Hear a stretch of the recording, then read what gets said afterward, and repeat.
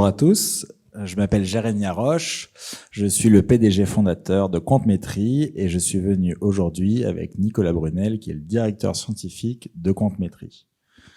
Alors Quantmetry, on existe depuis 2011, on est plus de 120 collaborateurs et on est un cabinet de conseil. Notre métier, c'est d'accompagner nos clients.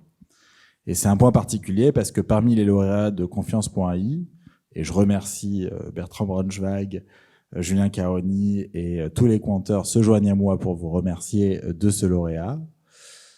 Nous avons comme vocation à aider des clients à être meilleurs en intelligence artificielle et à être meilleurs en intelligence artificielle de confiance. Quantmetry est aussi particulier parce que nous avons un laboratoire de recherche que nous appelons le QuantLab, qui est dirigé par Nicolas Brunel et qui a pour vocation de créer des partenariats avec d'autres laboratoires de recherche pour travailler sur un certain nombre de sujets. Nous publions des articles scientifiques, nous participons à des conférences internationales et nous sortons des propriétés intellectuelles qui sont publiées en open source. En particulier, nous avons travaillé depuis 3 ans sur la thématique de la mesure de l'incertitude. C'est un logiciel qui s'appelle MAPI et nous sommes très fiers de participer à ce travail-là qui est constitutif d'une intelligence artificielle de confiance. Pour être digne de confiance, une intelligence artificielle doit être capable de dire quand elle ne sait pas.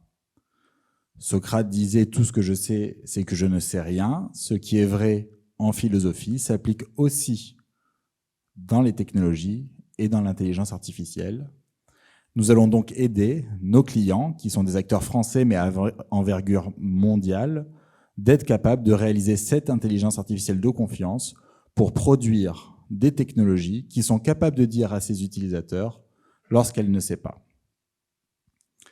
La technologie, c'est extrêmement important, mais ce qui est encore plus important que la technologie, c'est l'humain. Et nous pensons que l'humain doit faire partie du cœur du dispositif. Si les utilisateurs ne comprennent pas l'intelligence artificielle, cette intelligence artificielle ne sera jamais une intelligence artificielle de confiance.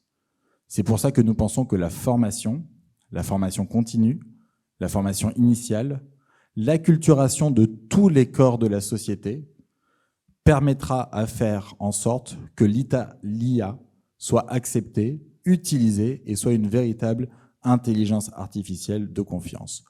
Pour être digne de confiance, l'IA doit être une IA capable de s'expliquer et les humains doivent être capables de comprendre l'intelligence artificielle.